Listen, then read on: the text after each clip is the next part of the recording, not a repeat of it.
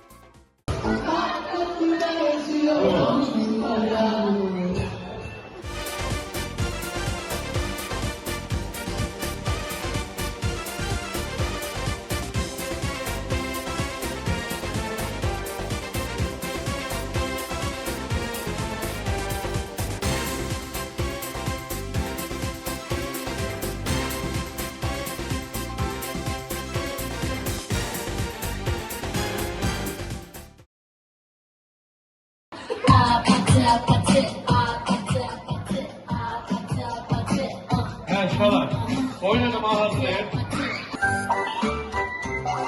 Hareketler teşerli.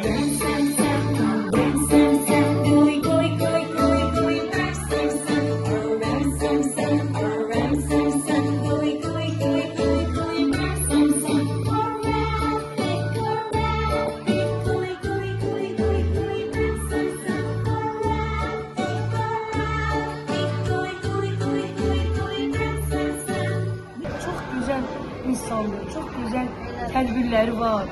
Biz valla ona, o bizim çok değerlimizdir, canımızdır, ürəyimizdir. Neyinki bugünkü tədbirlər həmişə o gözəl, biri-birindən gözəl tədbirlər edir. Valla Allah ona can sağlığı versin, uzun ömür versin. Hətta qazilərimizə də Allah şəfa versin. Hər zaman Sevda xanım onların yanında olur.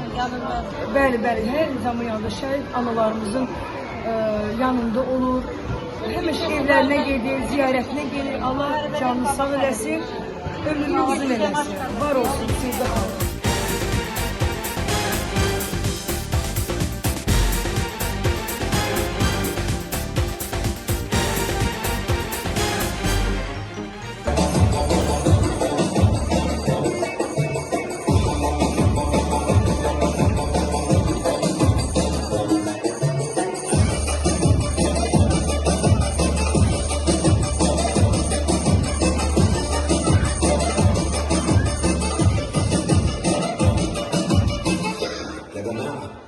أنا مش لاقي تليفوني يا جماعة مهم إن أنت تطلبوني سارح في النينجا طلبوني يا جماعة أنا شكلي كرهت هواهم.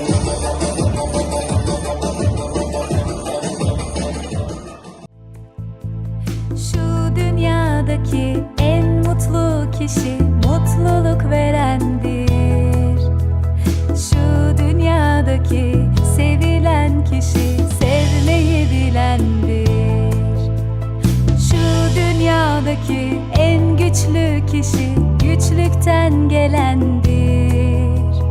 Şu dünyadaki en bilgin kişi kendini bilendir.